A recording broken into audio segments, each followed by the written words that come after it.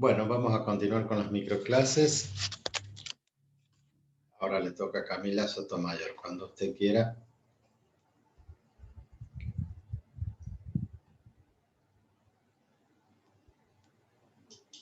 Hola chicos, buenos días. Mi nombre es Camila Sotomayor. Voy a ser su profesora el día de hoy.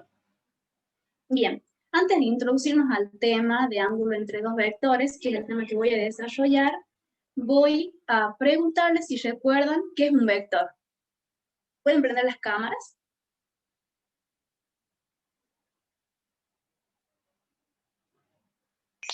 Un segmento orientado. Bien. Bien, y las características de los vectores es módulo, que es la longitud del vector, la dirección, que es la recta, y el sentido es la inclinación, o sea, una flecha que está en el extremo.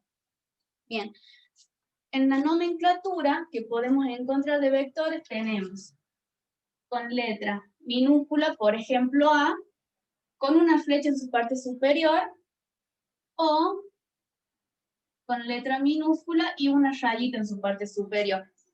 También otras opciones es letra mayúscula, AB, con una flecha en donde A es el origen y B va a ser el extremo. Otra opción es una letra mayúscula con un subíndice y una rayita en su parte superior. Bien, ya habiendo visto o repasando lo que es vector, vamos a empezar con el tema del día.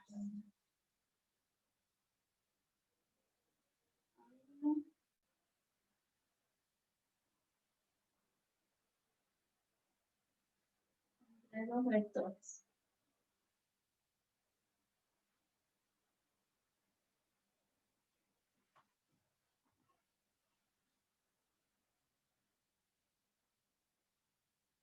Bien, tenemos un vector A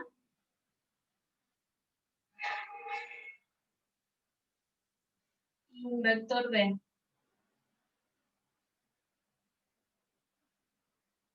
Lo que nosotros queremos encontrar es el ángulo comprendido entre los dos vectores, A y B.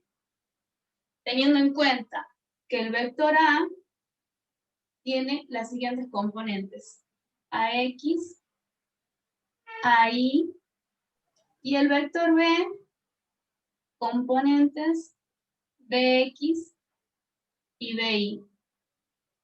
Por definición decimos que el producto del vector A por el vector B va a ser igual al módulo del vector A por el módulo del vector B por el coseno del ángulo alfa.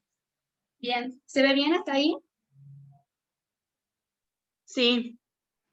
Bien, gracias.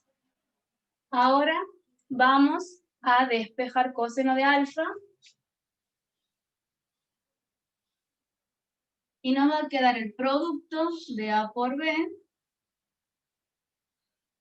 dividido en el módulo de A por el módulo de B. Despejamos alfa, que es el ángulo que vamos a utilizar ahora, y nos queda coseno a la menos 1 y reemplazamos las componentes del vector A y del vector B. Paréntesis y. Tenemos la primera componente de A, AX, por la primera componente del vector B, BX, más AI, que es la segunda componente del vector A, por BI. Todo esto va a estar dividido en el módulo de A por el módulo de B. Y ahí queda demostrado la fórmula de A por B igual al módulo de A por el módulo de B por coseno de alfa. ¿Quedó claro hasta ahí? Sí. Bien. Sí, pero... Vamos a ver un ejemplo donde voy a pedir que participen. Teniendo vector A con componentes 5 y 2 y el vector B con las componentes 3 y 6. Antes de reemplazar en la fórmula, vamos a hacer paso por paso. Vamos a sacar el producto de A por B, el módulo de A y el módulo del vector B. Bien, el producto de A por B, 5 por 3. 15. Bien. Más 2 por 6. 12. Bien, esto es igual a 27.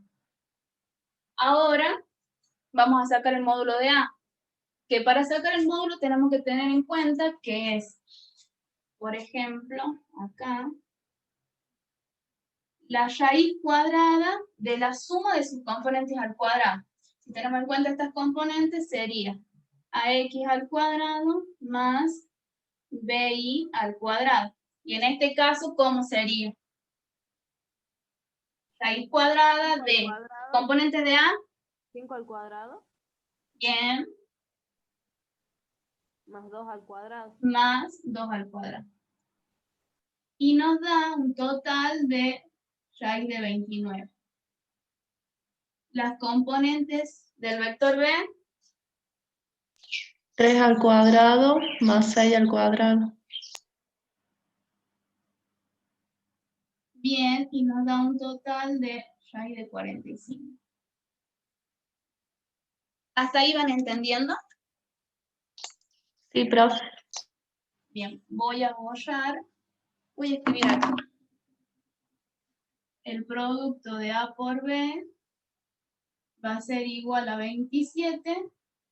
El módulo del vector A va a ser igual a raíz de 29. Y el módulo del vector B va a ser igual a raíz de 45.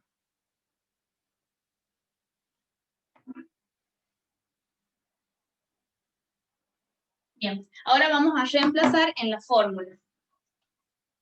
Que nos queda de esta forma. Cuando ya hacemos el despeje de cosenos de alfa, va a ser igual a por b dividido en el módulo de a por el módulo de b.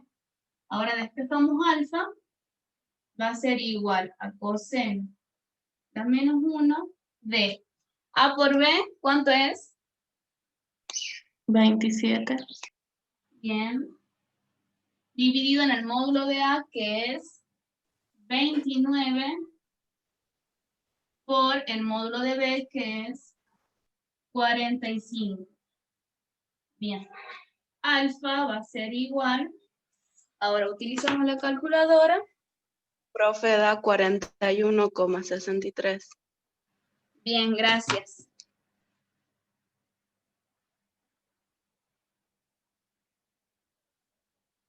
Va a ser el ángulo alfa que encontramos.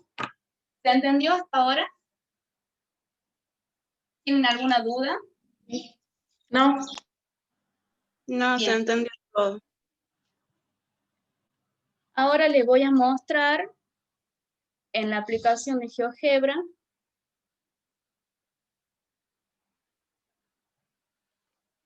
el ejercicio. ¿Pueden ver ahí? Sí, Bien. profe. Tenemos los puntos Oye, A, geometría. B, C. Eso es lo mismo, ¿no? En el punto A con las coordenadas 0 y 0, que acá pueden visualizar, el punto B, 5 y 2, y el punto C, 3 y 6. Con el vector U del segmento AB, el vector B del segmento AC. La distancia de los segmentos AC es 6,71 y la distancia del segmento AB 5,39. Y ahora les mostraré el ángulo que nos da 41,63, como pueden visualizar en la pizarra, en el ejercicio. ¿Tienen alguna duda? ¿Les quedó claro? Sí, profe. Sí, Bueno. profe. Gracias. Eso es todo por hoy. La próxima clase seguimos con vectores. Muchas gracias.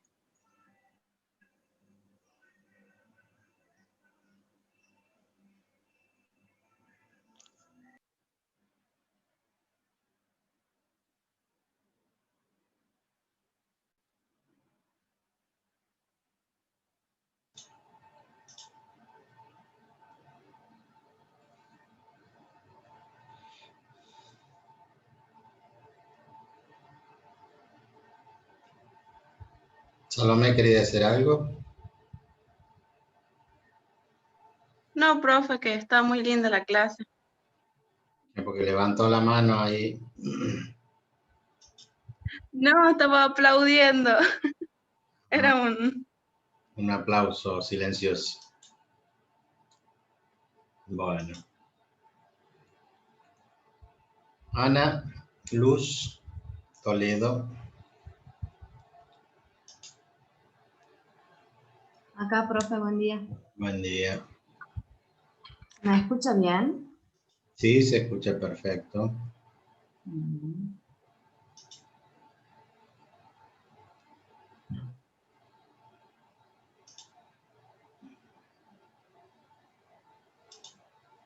Ahora le paso al anfitrión, espere un segundito.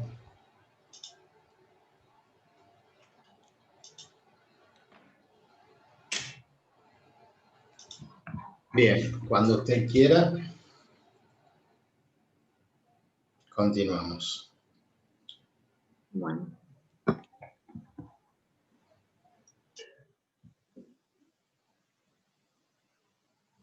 Buen día, chicos. Mi nombre es Ana Luz Toledo y el tema que vamos a ver hoy es funciones homográficas.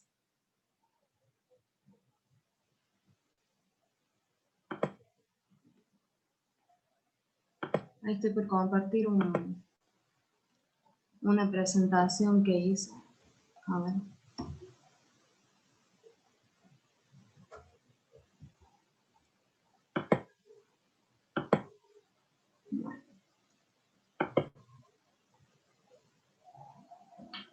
Bueno, el tema que vamos a ver hoy son funciones homográficas.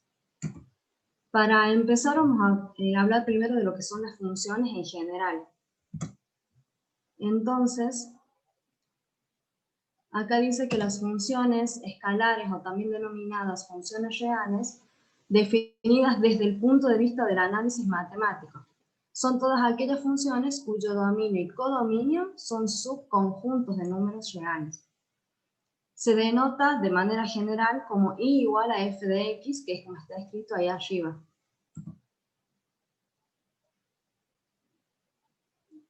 Dentro del amplio grupo que son las funciones, tenemos uno que se llama funciones racionales.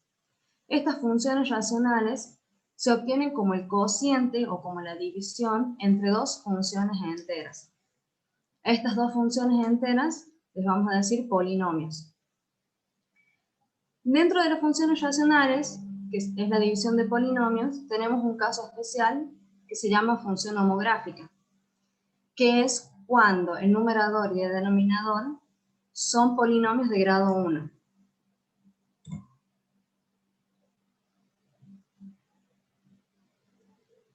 La fórmula general de las funciones homográficas está dada por i igual a de x más b dividido en c de x más d, donde a, b, c y d son números reales. La gráfica de nuestra función homográfica es una hipérbola que está compuesta por dos ramas simétricas respecto de un punto de intersección al que nosotros vamos a llamar el centro, y ese centro va a estar determinado por la intersección de dos asíntotas. Y ahí en el costadito tenemos el gráfico, donde de morado está marcada la asíntota vertical, de verde la asíntota horizontal, y lo que está marcado de rojo es nuestra hipérbola. Para tener en cuenta para el análisis de nuestra función homográfica, tenemos que sacar la asíntota horizontal, la asíntota vertical, y para terminar con el análisis hay que determinar el dominio y el recorrido. La asíntota horizontal va a estar dada por la función I igual a A sobre C. La asíntota vertical, X igual a menos D dividido en C, y el dominio y el recorrido va a estar denotado como dominio de f, que es la función, va a ser igual a todos los reales menos el valor que nos dé como asíntota vertical, y el recorrido de la función va a ser los reales menos el valor que nos dio como asíntota horizontal.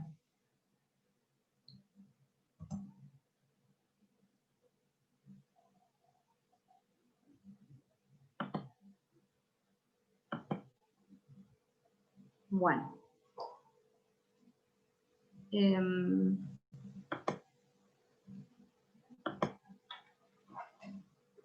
Necesito que me digan si se ve la pizarra y lo que ya puse ahí escrito. ¿Función homográfica se alcanza a ver? No. ¿No? Un poquito más arriba. Ahí. ¿Ahí? Sí. Sí. ¿Acá? Bien, de 10. Bueno, como dijimos, la función homográfica estaba dada a partir de la fórmula general, que es f de x igual a x más b dividido en cx más b. Cuando nosotros tenemos una función homográfica, lo que podemos hacer es hacer esta división de polinomios primero para llevarla a esta nueva forma, donde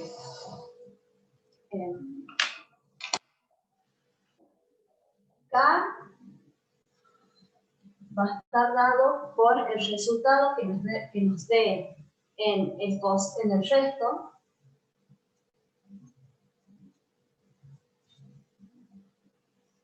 y A va a ser el valor que nos dé en el cociente.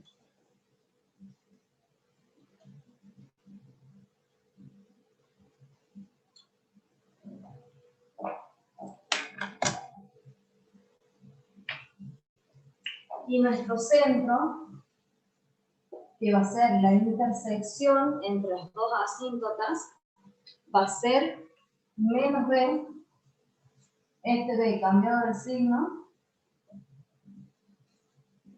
y el valor de A.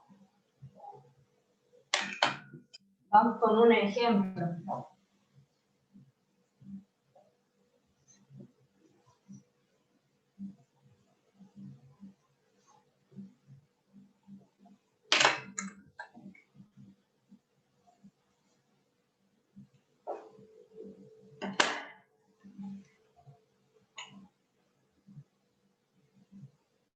Nuestro ejemplo va a ser I igual a 3x más 5 sobre x más 1. Primero vamos a hacer la división de los dos polinomios para pasar a esta forma y que nos dé directamente el centro. Entonces, vamos a hacer 3x más 5 dividido en x más 1.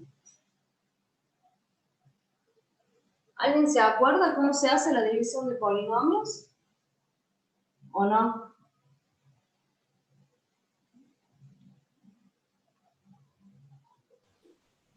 Sí.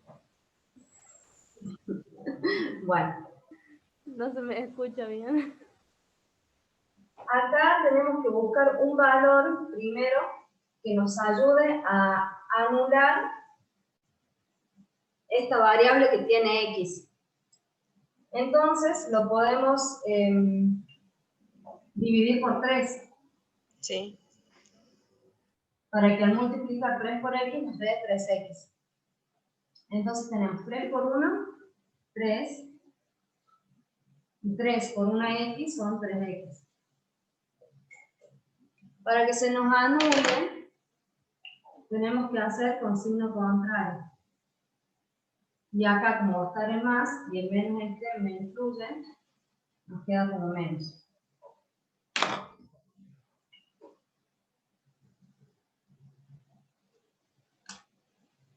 (3x menos 3x) nos quedan 0.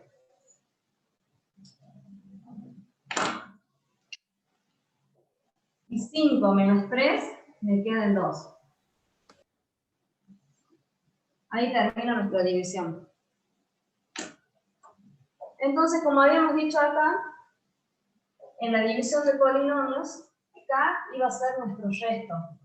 Este es el dividendo, el divisor, el cociente y el resto. Esto es K. Y A iba a ser nuestro cociente, o sea 3. Nuestro A. Ahora pasamos esta fórmula con los valores que ya tenemos acá. Entonces, f de x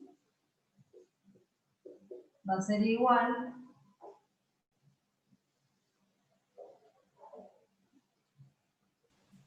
A 2 2 sobre x más 1. 2 sobre x más 1. más 1.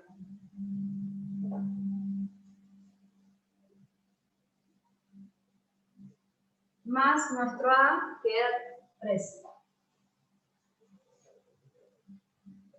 Acá ya nos dio el primer punto, que es nuestro centro. Menos 1 en X y 3 en Y.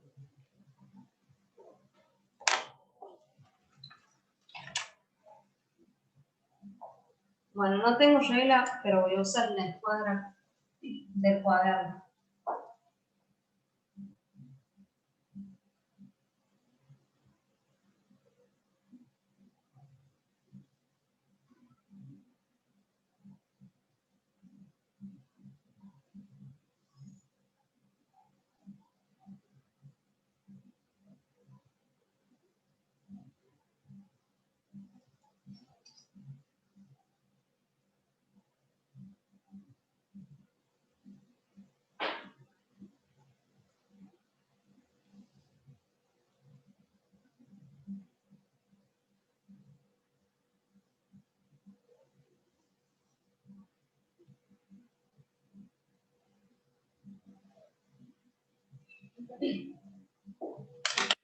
Ahora lo paso con marcador.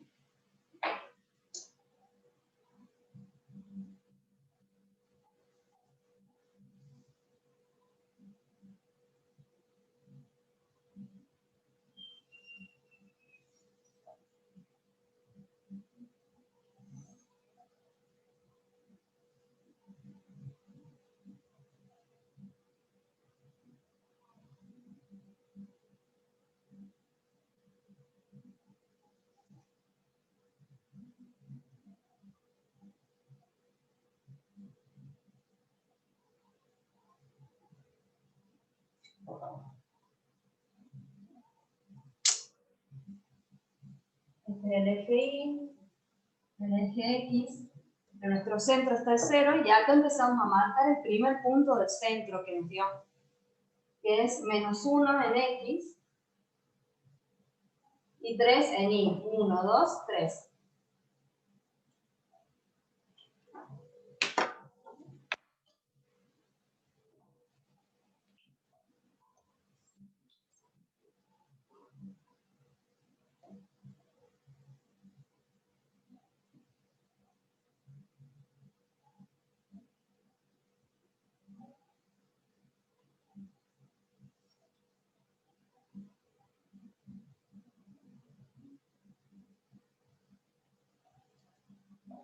Acá está nuestro centro de nuestra función. Por ese punto tienen que pasar las dos asíntotas. Entonces ahora vamos a ver si nos coincide con la fórmula que nosotros vimos. La asíntota vertical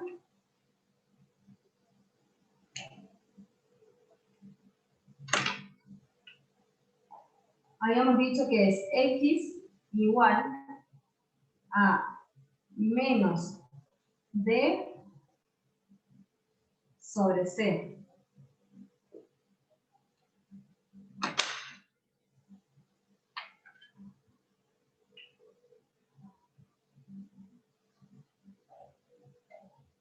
Para sacar la asíntota vertical nos fijamos en la fórmula general que nosotros escribimos. Era ax más b, cx más d. Menos d menos 1 sobre c, que es 1. Entonces nuestra asíntota vertical nos da menos 1 en x.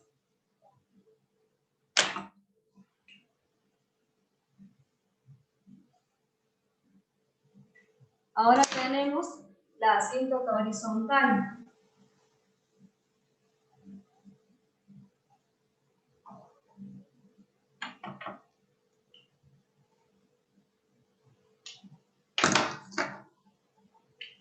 Que dijimos que era I igual a A sobre C. A sobre C.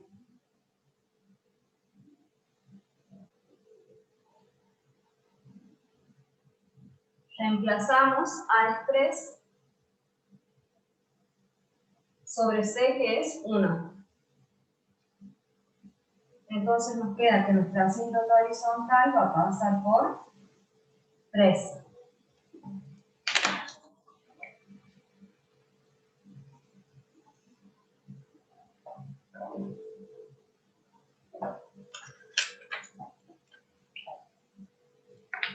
La asíntota horizontal pasa por 3 en I por acá.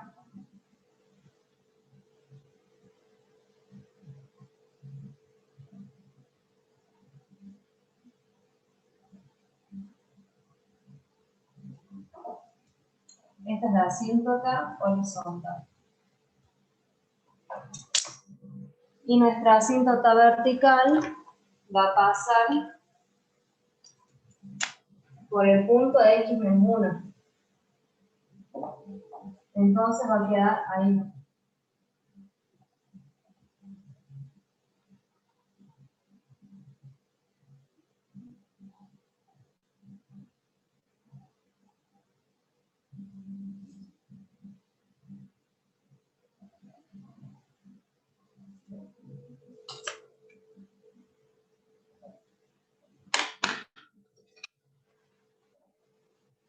Lo único que quedaría sería darle valores a la función en x, pero nuestra gráfica nos quedaría más o menos acá. Obviamente las asíntotas es porque la función se acerca infinitamente, pero no las toca esas líneas. En esos puntos la función no toca. Entonces nos quedaría algo así.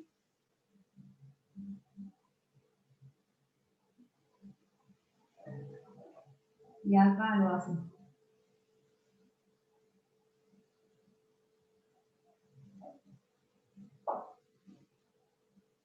Bueno, no sé si alguno tiene alguna duda. Si se entendió, si no se entendió. Sí, profe, se ya entendió. Sí, yo también entendí. Buenísimo. Bueno, eso sería todo por hoy.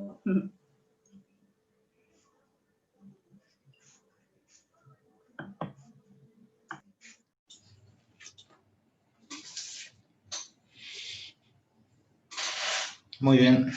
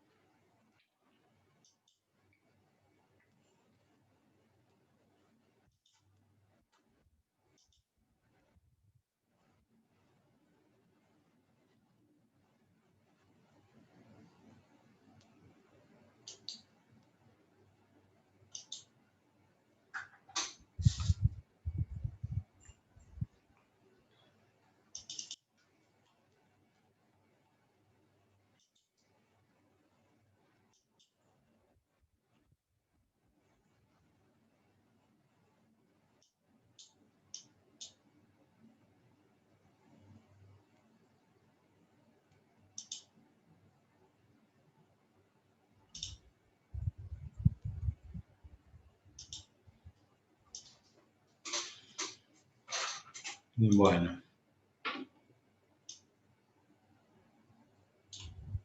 ¿Alguien quiere preguntar algo? ¿Alguien quiere opinar algo?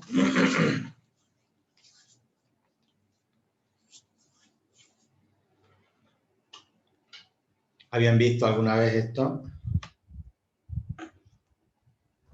Sí, profe. ¿Sí lo había visto?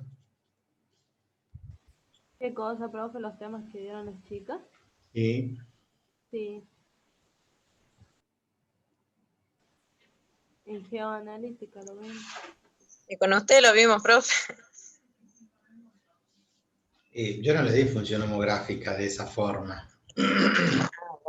Pero sí el tema, digamos. Ah, Sí. Estuvo buena la forma, profe, porque se hace como más fácil.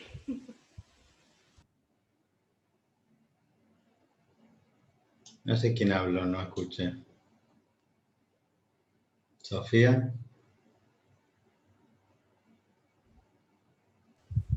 Sí, profe, yo. ¿Qué dijo? No le escuché bien. Estuvo buena la forma dada. De la función homográfica, digo. Bien. Pues está contratada. Bien.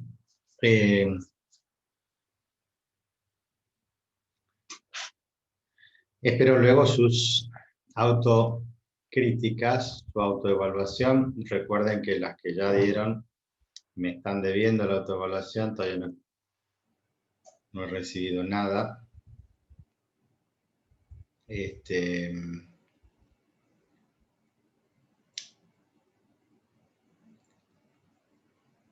Bueno, acá vamos a continuar nosotros. No hay nadie más nadie para continuar con las microclases, ¿verdad? Entonces teníamos que Sotomayor y Toledo el 13, hoy es 13 de noviembre, Sarmiento y Reynoso el 17, Cayo Cortés y Ormeño el 20 de noviembre.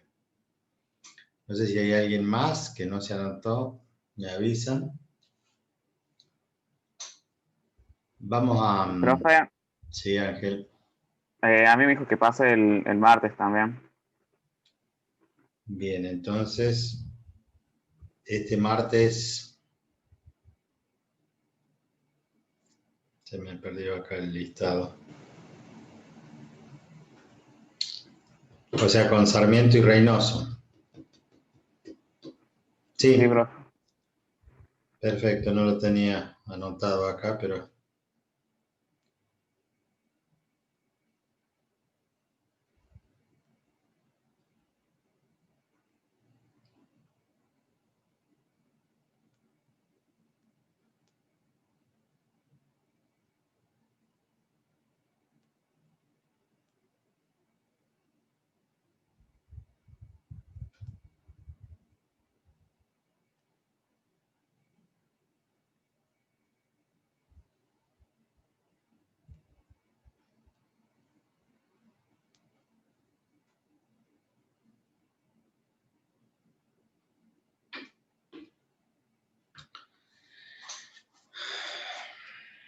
¿Con qué seguimos?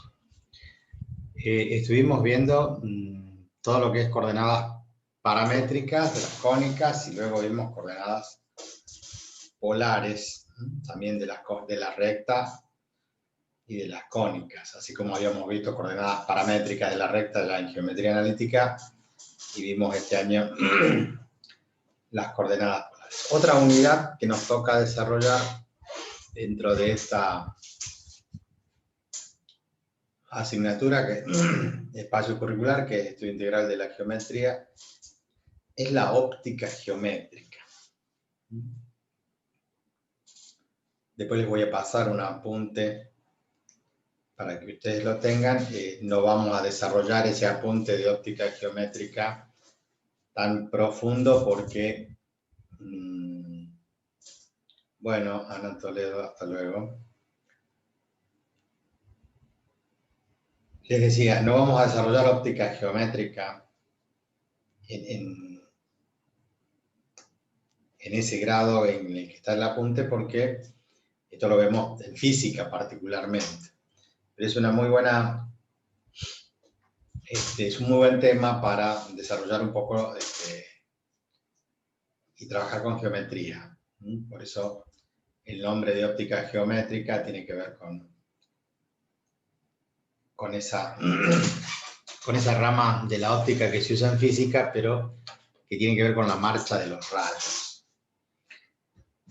¿Qué es lo que sabemos de óptica geométrica? ¿Qué idea tienen?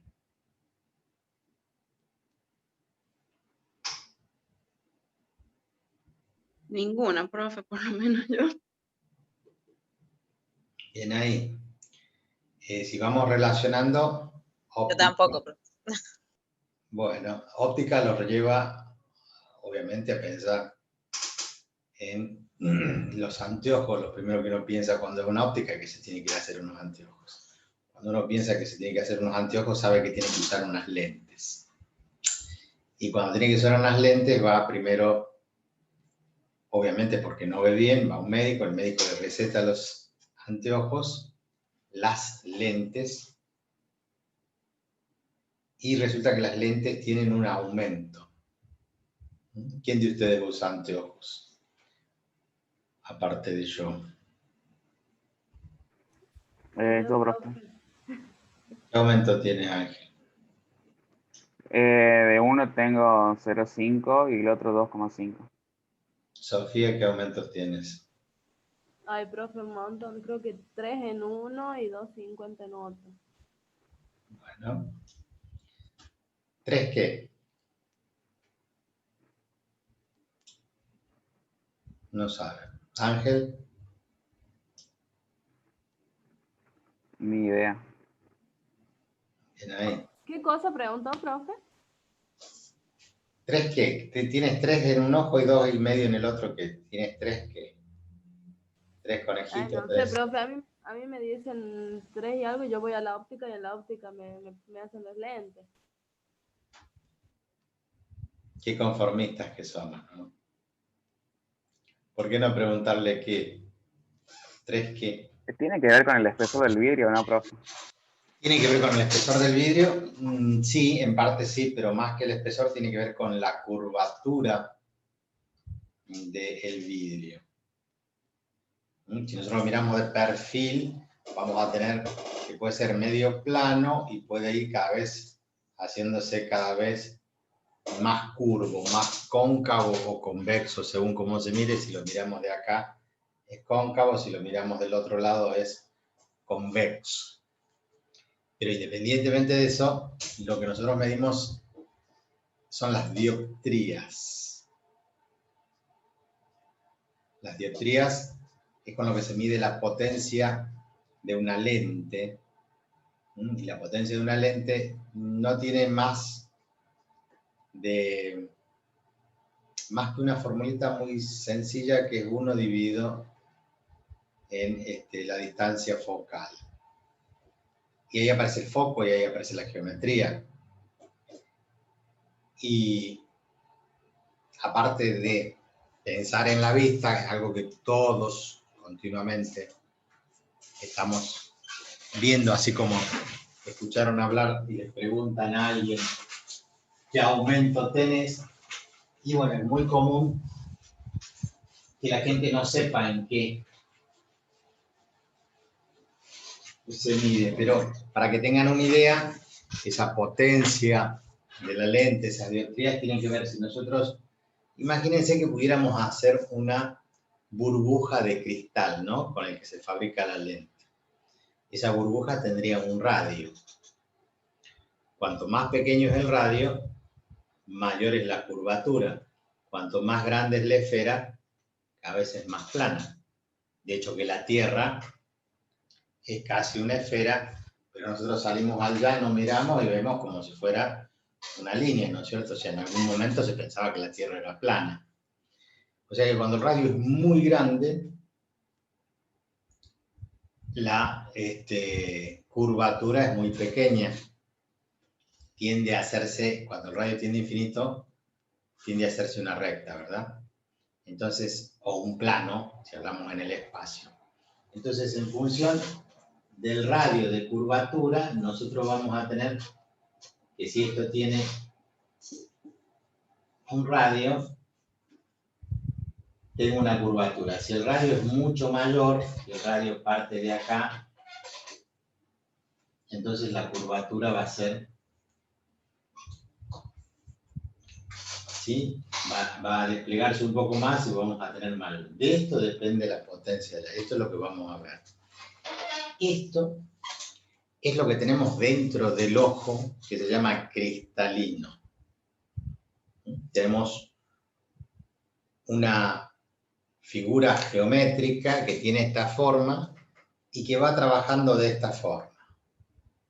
O sea, aquí arriba hay unos músculos que se llaman, y abajo, se llaman músculos ciliares, y esos músculos ciliares cuando uno enfoca o mira más lejos, más cerca, cuando cambia el foco, ¿vieron en la televisión que ponen la primera, en primer plano el primer actor, y en el fondo se ve borroso? Después cuando habla el del fondo, cambia el foco, se lo ve nítido al de atrás y al de delante se lo ve borroso. Cuando ustedes cambian la vista y miran lejos, ese músculo ciliar lo que está haciendo es modificar la curvatura del cristalino para enfocar. Entonces lo que hace es modificar esto, como si fuera una lente, justamente es una lente natural. Y eso nos permite graduar la luz con la que ingresan los rayos de luz, pasan el ojo y van a dar en una película que se llama retina. Ustedes han escuchado hablar del desprendimiento de retina, que es una de las enfermedades que se produce, por ejemplo, cuando alguien le apunta en el ojo con un láser. La energía que tiene ese láser, si es mucho tiempo, si uno te ha expuesto más de un minuto a esa luz, le puede producir daños en la retina. Uno de ellos es el desprendimiento de la retina. Es una película que hay ahí como si fuera una sábana bien suave que está sobre la superficie del ojo. Esa película se desprende, como que se cae esa sábana y, bueno, obviamente produce la ceguera. Hay diferentes tipos de afecciones. Lo que nos interesa a nosotros es que nosotros tenemos un cristal, un cristalino, y le vamos a agregar otro cristal para modificar esa curvatura cuando los músculos ya no trabajan por la edad o porque hay otro tipo de afecciones. Hipermetropía, miopía, astigmatismo. Enfermedades que se dan en la vista, pero que tienen que ver desde el punto de vista de la óptica geométrica, cómo marchan los rayos de luz. Entonces ahí aparece un fenómeno de la física que se llama refracción. La luz atraviesa nuestros ojos, la luz se refleja en las paredes, los objetos que miramos, en la computadora, y ese rayo de luz ingresa y nosotros lo captamos con la retina, y la retina a través del nervio óptico manda la información al cerebro. Todo el mundo sabe que todo lo que vemos está al revés, la retina capta la imagen al revés, el cerebro lo da vuelta y lo pone en forma, que es como cuando jugamos con el celular, que lo ponemos horizontal o vertical. Acá directamente el cerebro invierte 180 grados la imagen y la pone derecha. Cosa que a nosotros nos pasa cuando a veces vemos un espejo que es curvo, que es cóncavo, y se ven patas para arriba. O en otro espejo que es convexo, como el de control de tránsito, esos que hay en las esquinas para que uno mire el espejo para ver si viene alguien de la mano de enfrente, es un espejo convexo. Ustedes ven en ese espejo el vehículo que viene de otro lado en tamaño reducido, obviamente. Entonces podemos utilizar ese caso del espejo se llama reflexión. Cuando la luz rebota, es reflexión, se refleja. Cuando la luz atraviesa una lente, el cristalino o cualquier anteojo, estamos hablando de refracción. Estos fenómenos, que son muy interesantes, que nos permiten a nosotros haber desarrollado lo que desarrollamos. Por ejemplo, hoy nos quitan los anteojos, nos operan la vista y quedamos de nuevo con la vista, no al 100%, pero con muy buena vista. Luego cambió de los anteojos y a alguien se le ocurrió hacer el lente de contacto. Entonces este cristal ya más reducido va directamente puesto sobre el ojo.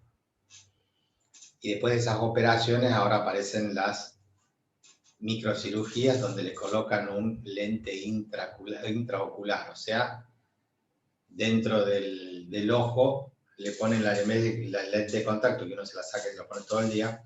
Esta lente queda permanente. O sea, a esto ha llegado la tecnología, ¿sí? El avance de la ciencia que ha permitido que nosotros veamos de la mejor manera.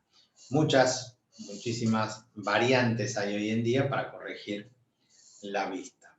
La que conocemos tradicionalmente, obviamente visible, es la lente. Pero sabemos que a través de operaciones nosotros podemos dejar de usar lentes y dentro de esas operaciones hay varios tipos, dependiendo de la afección y de la necesidad. Por ejemplo, yo con mi oculista le pregunté si me podía operar para sacarme los lentes, me dijo que no valía la pena. No valía la pena, que si estaba acostumbrado a los anteojos con esto estaba bien, que no iba a avanzar y de hecho que hace unos 5 o 6 años sigo la misma graduación, no ha avanzado. Lo que sí va a avanzar con el tiempo es la hipermetropía, lo contrario de la miopía, que es esto de que las personas mayores alejan para leer, cuando uno empieza a perder esa movilidad que tiene, entonces empiezan a alejar para poder ver de cerca. Y ustedes saben que para ver de cerca es una cosa, para ver de lejos es otra. ¿Sí? Le escucho. Me hizo acordar porque estaba hablando de refracción usted. La cirugía de refractiva puede ser que es la cirugía que a mí me dijeron algo así de hacer. Claro.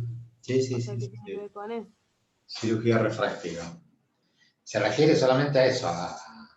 Hay distintos tipos de cirugías refractivas. Lo que tiene que ver con la refracción de la luz que maneja nuestro cristalino.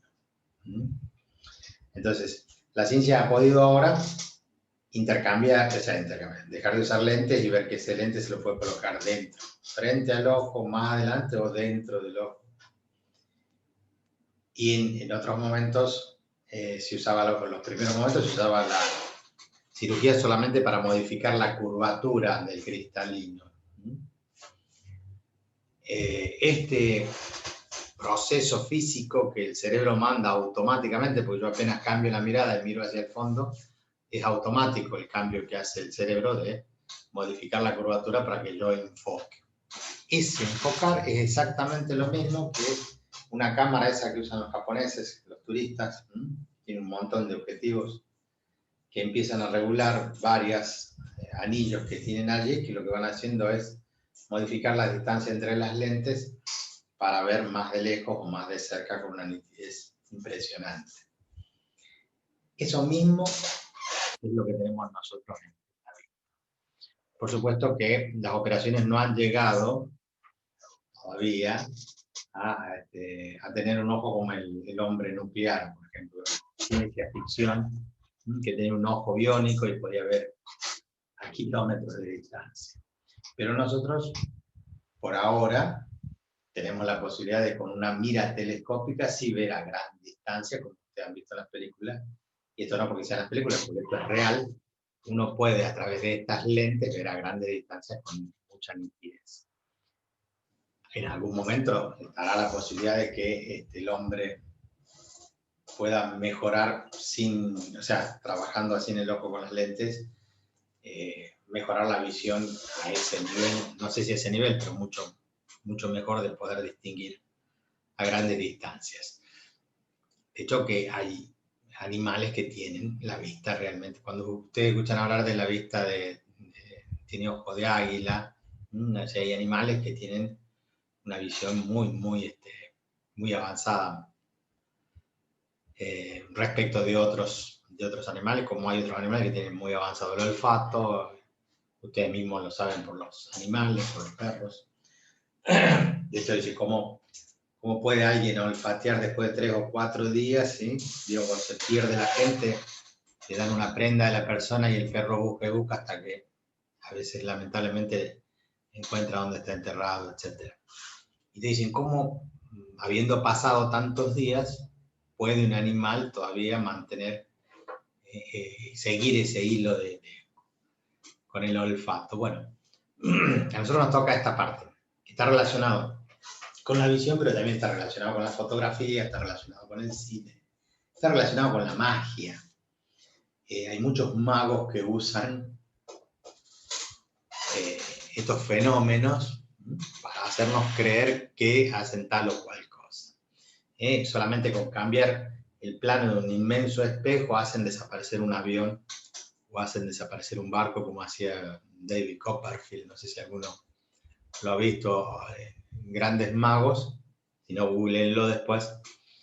Ha hecho trucos muy, muy impresionantes, ¿no? De un hombre que atraviesa la muralla china, etcétera, etcétera.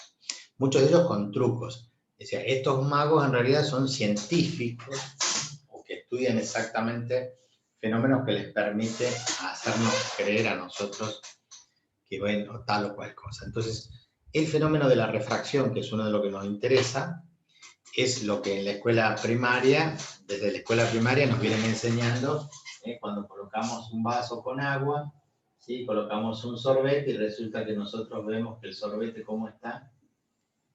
Está quebrado. O sea, dentro del recipiente con agua, obviamente que es un recipiente de vidrio, podemos ver a través de él que esto que en realidad está de esta forma, nosotros lo vemos así, lo vemos quebrado. Es el fenómeno de refracción. La luz atraviesa otro medio que es transparente, pero que tiene otra densidad, entonces nos hace creer que vemos otra cosa. Ustedes se meten a la pileta en verano, se miran los pies, y parecen petizos, con los pies gordos, los dedos gordos, parecen deformes. No significa que no sean deformes, sino que se aumenta la deformidad con el agua. Digo deformidad en el buen sentido, ¿no? No somos perfectamente simétricos.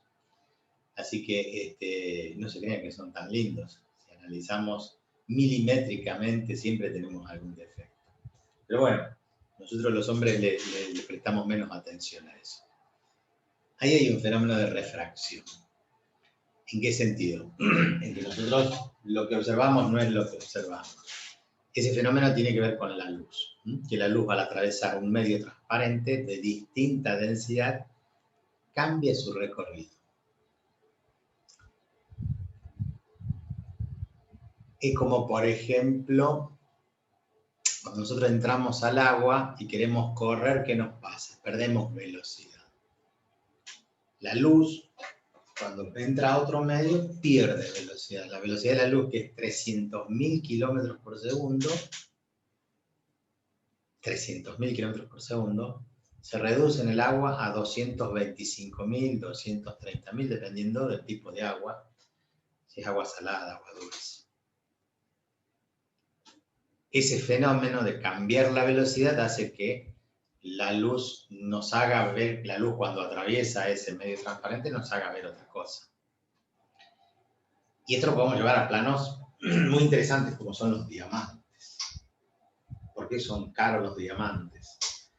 Porque bueno, el diamante, que es una piedra preciosa, se la talla, se hace como un limado a la vuelta, de tal forma que la luz cuando la atraviesa por diferentes caras, se refracta adentro y produce toda esa luminosidad, que es una joya y que es costosa. ¿Por qué? Porque cuanto más caro es el diamante, porque mayor refracción tiene y mayor efecto luminoso tiene. Ese es el objetivo. Si ustedes ponen una piedra de esas que usan a veces de fantasía al lado de un diamante, a través de la luz van a notar la diferencia, pero abismalmente. Por eso decimos, mirá qué trucha anda con una billutería. Me tendría que prestar el diamante para compararlo, profe. Ya, exactamente. Bien, antes los relojes, todavía los buenos relojes suizos, vienen hechos con piezas de diamantes. Por eso son tan caros, pero esas piezas allí tienen algo muy importante, una función muy importante, ¿no? Dentro del reloj, y obviamente encarece el costo del reloj. Por ahora lo vemos en las películas solamente. Y si son afortunadas algunos de ustedes y su novio les regala, novio, pareja, consorte, algún diamante, bueno, empiezan a desconfiar de dónde lo sacó. Si es de primera calidad, y si no, y si llega a ser de primera calidad, de dónde sacó para tener ese diamante. Bueno, pero independientemente de eso, podemos volver a la refracción y observar algo que es muy interesante. Cuando un ave, desde esta posición sobrevolando el agua, como si fuera un avión, observa y él ve que el pescadito está acá, porque la refracción hace que pareciera que estuviera acá, pero en realidad el pescado está más adelante, el pez. La refracción, ¿qué hace? Modifica la trayectoria de la luz y nos hace creer que este pez está acá adelante. El ave es un vuelo rasante, entra al agua, lo caza el pescado. O sea, ellos no es que no, que hayan estado en la clase de óptica física del profesor Paz ni nada por el estilo. Ya por naturaleza, no sé cómo se enseña, estará en los genes de esos animales, ellos saben que cuando van a pescar, todas esas gaviotas que hacen unas picadas, entran al agua, ven el pez y lo pescan y no le pifian, porque en realidad le tendrían que pifiar. O sea, nosotros si fuéramos aves, tendríamos ese grave problema de ir tanteando, ver más o menos cuánto más adelante puede estar. ¿Por qué? Porque engaña la refracción, a ellos no los engaña. Ellos saben perfectamente más o menos a qué distancia se encuentra, pueden, digamos, esto es una de las cosas de la naturaleza que son muy, muy espectaculares, y es el fenómeno de la refracción. La reflexión, hablamos de espejos, todo el mundo conoce espejos, el que usa en su casa, en el baño, saben que además algunos espejos tienen una pequeña curvatura, entonces eso modifica las formas, el tamaño, como los espejos de los vehículos, los espejos de los colectivos, de los camiones, van a ver que además del espejo, tienen incrustado una esfera mayor, de mayor curvatura, una esfera superpuesta con el espejo. No sé si han logrado ver en algunos camiones de gran porte, en algunos colectivos tiene el espejo y dentro del espejo se nota que hay un espejo esférico un poquito de mayor curvatura, o sea, con menor radio. Y esa curvatura le permite ver con mayor amplitud, en un radio mayor, con un ángulo mayor, digamos, hacia atrás. Cosa que nosotros en los espejos comunes tenemos y nos pasa en el vehículo un punto ciego entre el espejo que está en la puerta y el espejo retrovisor, nosotros miramos y a veces tenemos atrás un punto ciego que es donde viene la motito justo como atrás del auto en la esquina. No lo veo ni con un espejo ni con el otro. Cientos de accidentes porque al no ver nada uno dobla y se lo lleva puesto.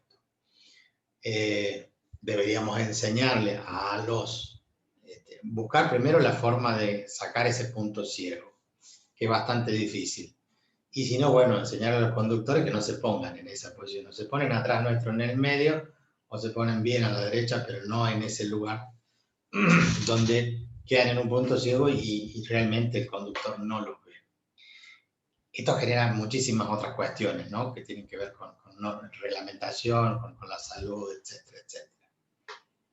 Pero no son los únicos fenómenos de la física que tienen que ver con la luz, sino que además tenemos cosas muy comunes, que es la polarización. Todo el mundo tiene el vidrio del auto polarizado, y la polarización de la luz es algo muy común. Profe, me tengo que desconectar, ¿sabe? ¿Cómo no? Hasta luego. No, yo no veo la hora y no sé qué hora, 10:40. Bueno, les decía entonces la polarización de la luz. Nosotros la conocemos a través de ¿quién? A través de los autos, de los vehículos que polarizan sus vehículos para que con diferentes finalidades. Los políticos en general lo usan para que no se vea, por seguridad, para que no se vea en el interior del vehículo. Otros lo usan para hacer trampa, o sea, para que no lo vean, etcétera, etcétera. Y esa polarización de la luz es un filtro. O sea, filtramos la luz y en vez de que pase el 100%, pasa el 70, el 60, el 40, dependiendo del grado de polarización. Ustedes han visto que hay polarizados suaves, donde uno alcanza a distinguir alguna imagen adentro, y hay otros que son casi al 100%, no dejan ver nada hacia adentro. Que son muy peligrosos porque de noche tampoco le permite la visión al conductor hacia afuera. Pero esa polarización es un filtro de luz como si fuera una media sombra. Cuando uno va a comprar una media sombra, compra la media sombra al 50%, al 60%, al 70%. O sea, uno define qué cantidad de luz debe dejar pasar esa media sombra. De la misma forma lo hacemos con el polarizado, ¿sí? Un cristal, en particular una lámina que se pone que como un cristal que no deja pasar la luz. Después vamos a ver más o menos cuál es el fenómeno. Después vimos todo el mundo, el arco iris, y ese es un fenómeno de la física que tiene que ver con la luz y tiene que ver con la refracción. O sea, la luz que viene del sol, la luz blanca, no amarilla, la luz blanca, cuando atraviesa un cristal, se refracta. Y ahí cuando se refractan aparecen varios rayos de distintos colores. Eso es que la luz blanca está compuesta por varios colores, los del arco iris que ustedes conocen, y que, bueno, han hecho experimentos inversos, ¿no? Poner varios colores en una rueda, pintar una rueda con diferentes colores, hacerlo girar a gran velocidad y no se ve ningún color en particular. Ese fenómeno es para mostrar la inversa, de que con todos los colores de luces podemos formar uno solo que llamamos luz blanca. Otra de las cosas que el que sabe física o el que maneja esta cuestión de la óptica lo tiene que ver con los boliches, lugares donde van a bailar, la famosa bola esa de cristal que refleja la luz y muchos otros efectos luminosos que son para llamar la atención, para que todo sea más no sé qué, más heavy, ¿cómo es? Algo así. Para estar más a la moda. Esto ha avanzado muchísimo y se producen muchísimos efectos. Se usan en el cine, se usan en la fotografía, en el radio, en la radio, en el teatro, etc. Yo les cuento algo que fue muy interesante. Yo en la universidad participaba de una secretaría que se llama Vinculación Tecnológica. Entonces la Secretaría de Vinculación Tecnológica, siendo de la UTN, tenía que ver con toda la vinculación que tenemos con el medio, entonces todos los proyectos que la universidad hace y trabaja para la sociedad, para el público en general. Entonces, en esa red de secretarios de todas las universidades del país, o sea, la UNLAR, la UTN, la de Córdoba, la Católica, la de Buenos Aires, todas las universidades tenían un representante y hacíamos reuniones 2 veces al año de todas las universidades. Entonces yo, acostumbrado a ir a esas reuniones, esto hablo hace más de 10 años, en cada una de esas reuniones, hacíamos una jornada en Córdoba y bueno, ahí estábamos 2 o 3 días. Y en esas jornadas hacían presentaciones de lo que iba haciendo cada universidad. Entonces la Universidad de Bahía Blanca presentaba cómo habían hecho un robotito para tal cosa. La otra universidad presentaba cómo habían modificado una lámpara que tenía tales particularidades. Y así todas cosas muy tecnológicas. Hasta que nos tocó, o me tocó, ir a una reunión en Buenos Aires, en Capital Federal, que lo organizaba la RIU, algo así, una universidad que tiene que ver con cine, teatro, fotografía. Ahí les enseñan todas las cuestiones estas que tienen un nombre, pero como acá el profesorado que hay acá en La Rioja de artes visuales y todas esas cuestiones.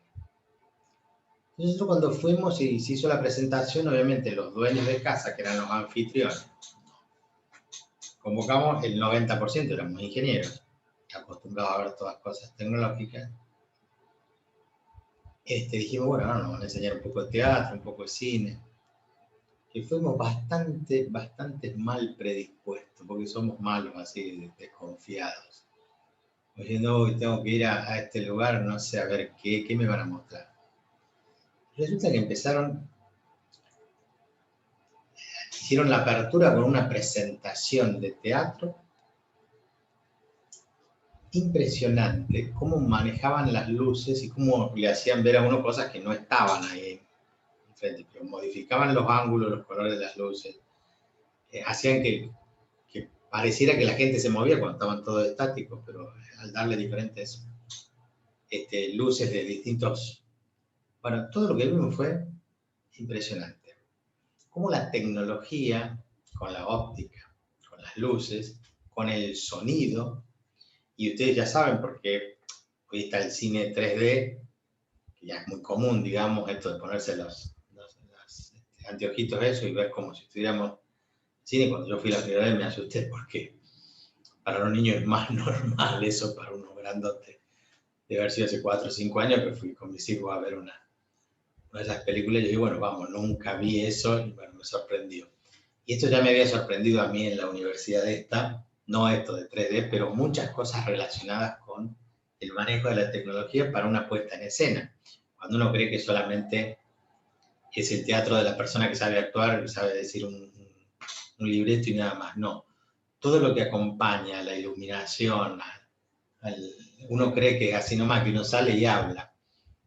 Y no, todo lo que le hace el técnico atrás para que eso tome mayor dimensión, la música que se coloca, y ustedes lo saben, cuando es algo de terror le ponen una musiquita, cuando es algo alegre le ponen otra, o hacen silencios para que uno reflexione, etcétera, etcétera. Toda esa combinación de cosas que tienen que ver con el arte, lo proporcionaba la ciencia, la física. Una cosa bellísima. Y también sino que vi ahí cómo hacían para restaurar estatuas, restaurar monumentos a que pobres están siempre en lugares donde lo primero que hay es lo que le tiran las palomas, los pájaros, y como eso tiene ácidos muy fuertes, lo van degradando a la estructura. Y la reparación es toda una técnica impresionante donde hay mucha química, mucha física para lograr la restauración de todas estas cuestiones. Y la moraleja de esto es que uno, porque no conoce por ignorante, desprecia otras actividades, desprecia otras cosas, cuando tienen un valor muy, muy, muy bueno, donde hay fuentes de trabajo muy interesantes, donde hay cosas que uno ni se imagina, que detrás de esa secuencia que uno ve hay cientos de personas atrás haciendo algunas cosas que son muy interesantes, desde el sonido, desde la luz, desde lo visual, que es impactante. Yo tuve la suerte de poder conocer eso. Pero la primera reflexión que me viene es cómo uno no, por ignorancia, cree que todas esas profesiones son menos que otras. Y esto también, se los transmito a ustedes, tiene que ver con los prejuicios que tenemos nosotros y nosotros los docentes, nosotros los alumnos, los padres, cuando vamos a la escuela y el chico se tiene que sacar buenas notas en lenguaje y matemática, o en matemática, física y química. El resto de las materias son materia. Entonces cuando su hermanito viene y le dice, me saqué un 4 en educación física, ¿cómo te vas a sacar un 4 en educación física? La otra viene y dice, me saqué un 2 en música. No podés, no tenés orejas. ¿Cómo vas a reprobar música? Y nosotros tenemos ese prejuicio. Creemos que esas materias que nuestros colegas, profesores de música, de educación física, de artes plásticas, de comunicación social, son menos importantes que las nuestras. Esto es un prejuicio. Como yo lo tuve siendo ingeniero y de una red de vinculación tecnológica, ir a un lugar donde me mostraron otras cosas que no conocía, esto nos pasa mucho en la escuela. Los otros, los padres, los hermanos mayores, que sea, los criticamos y los cuestionamos al chico porque sacó mala nota. ¿Por qué? Porque esas materias no tienen importancia. Porque no podés sacarte mala nota, son materias de relleno, etcétera, etcétera, etcétera. y tiene toda la educación física bien dictada. Bien dictada, digo, porque si el profesor va y les tira una pelota y vayan a jugar, no es así. Bien dictada, enseñándoles a cuidar su cuerpo, a hacer actividad física para tal y tal cosa, es muy importante, es más importante que sepa matemática, es más importante que sepa lengua. Yo considero que son muy importantes en cierta edad y en cierto momento, que el niño debe saber manejar su cuerpo. Y eso fue una de las grandes broncas que tuve yo. Primero, reconocer que existía. Yo les comento porque yo fui vicerrector en el ISAE, entonces me tocó trabajar con todos los docentes de todas las áreas. Y una persona que me dijo, no, para. Si vas a verlos de esta forma, ni hables con ellos. Si lo vas a ir a despreciar porque dan materias que a vos no te importan, ya empezamos mal. Y realmente es así. Y si ustedes van a ir a la escuela y van a ver que está todo el aula que es un despelote, tuvieron música en la clase pasada, ¿no? Porque después de la clase de matemática, la clase de química, la clase está todo ordenadito, nadie hace nada. Pareciera que es otro mundo. Esto les pasa a ustedes en la escuela. El profesor de matemática veía que estaban todos alborotados porque tuvieron la hora anterior como una hora libre. Problema de los otros profesores que no mantenían el orden, la conducta, la disciplina. Pero sí, cada una de esas materias es muy importante. Entonces, yo tuve el primer problema encontrándose con los profesores de educación física. Porque, profe, está lloviendo, a la tarde van a tener educación, no vamos a tener educación física. Y no, si está lloviendo, no tienen que tener educación física. Yo dije, ¿por qué no van a tener educación física? Tienen acá la escuela, tienen el predio. ¿Y qué hago? Dice, ¿qué voy a hacer? Dice, no se puede salir afuera a jugar. Y meterlos en un curso, ponerles la NBA, ponerles básquet, ponerles fútbol, ponerles los reglamentos, sentarlos y dictarles un reglamento, que investiguen sobre el reglamento de fútbol, el vóley, el básquet, el tenis, el medallero, las olimpiadas. Tienen millones de cosas, un profesor de educación física para tenerlos en un aula. Tenerlos bajo un techo haciendo alguna actividad física. Aunque sea yoga, no tienen que transpirar, pero que es importante para el cuerpo. Ojalá todos los profesores de educación física supieran yoga y pudieran transmitir esto. Y tiene que ver con el cuerpo. ¿Quién le va a decir que está mal eso? Entonces, fíjense cómo estamos hablando de otra cosa que no tiene que ver ni con la matemática ni con la geometría, pero que tiene que ver con que ustedes, cuando sean profesores, van a tener esos colegas a los cuales en general todos tenemos la idea de que, bueno, pero si ustedes también están de joda con eso. Porque le tiran una pelota y ya está. O le dicen, bueno, ahora saquen una hoja y dibujen un arbolito, un pajarito, tema libre. Y enseñarle a dibujar, a usar los colores, enseñarle las proporciones, enseñarles matemáticas, las proporciones, en el dibujo artístico. Y vayan imaginándose todas las cosas. La música es matemática. El tono, el timbre, la altura, los altos y bajos, los agudos y graves, etcétera, etcétera. Todo se puede estudiar a través de la matemática. Y así les puedo seguir hablando un rato largo. Esta vinculación que tiene la física con nuestra vida diaria es muy común. Y cómo a través de la matemática podemos enseñar eso. Y sí podemos enseñar. Podemos explicarle que cuide su visión, porque de esta forma trabaja nuestro sistema óptico y tenemos que saber un poquito más de todo. Y estas son las aplicaciones de la matemática, de la geometría en particular, y dentro de la geometría, la óptica geométrica. Así que nosotros en los pocos tiempos que nos queden vamos a ir desarrollando un poquito de algunas cosas que son interesantes, que ustedes les debe, que tienen que saberlas. Bueno, no les hablo más. Me voy porque en 5 minutos tengo la otra clase. Nos vemos la semana que viene, el martes, si Dios quiere. Que tengan un muy buen fin de semana. Y Gracias, profe, igualmente. hasta luego. Gracias, profe. Igualmente. Igualmente para usted, profe. Gracias. Gracias, profe. Chao. Chao.